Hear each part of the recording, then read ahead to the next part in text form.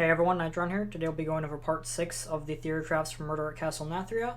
Today I'll be going over the priest decks. If you were interested in the Demon Hunter, Druid, Hunter, Mage, or Paladin list, you'll have to check out the last 5 videos. And tomorrow we'll be covering rogue decks. First we'll cover a Naga buff list that utilizes a heavy Naga package as well as the new buff cards. And the second deck is a Shadow Priest list that uses the new Copy and Steal cards.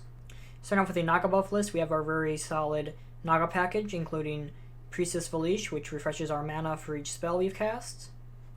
Serpent Wig, which also doubles over as a buff spell. Vicious Slither Spear is a very solid 1-drop. Amalgam with the Deep to discover into more Naga. Queensguard to benefit off playing a lot of spells in one turn. Crushclaw Enforcer to cycle to more Naga. Handmaiden for more deck cycle. Treasure Guard for even more deck cycle, as well as being a very high health minion for our powerful buff cards. And finally, School Teacher for more value and Naga chaining. Throughout the rest of the shell, we have other buff cards, such as Shadow Word Devour, which gives us a very big health buff, especially to combos with Bless. Bless to make very powerful plays and possibly game-winning combos. And Radiant Elemental to reduce our spells and let us chain into more spells throughout turns. If you look at the full list here, we have some new additions, such as the Cathedral of Atonement, the new location for Priest, which gives us solid buffs and card draw, as well as Pelagos, a very strong legendary that gives us a very strong buff effect. Boon of the Ascended, which gives us more buffs as well as stats.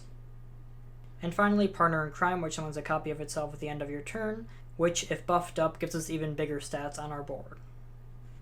Overall, this list takes the currently existing and well-performing Naga list and blends it with new buff cards to hopefully strengthen the list even further.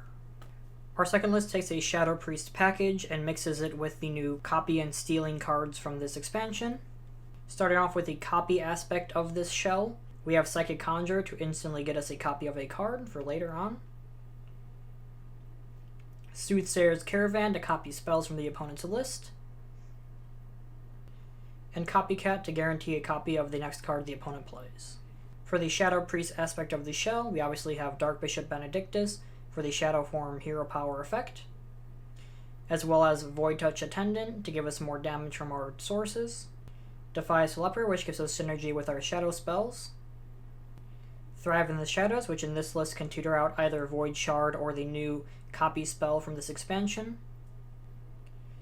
Twilight Deceptor to draw into our shadow spells, and finally Void Shard to heal us up and deal damage.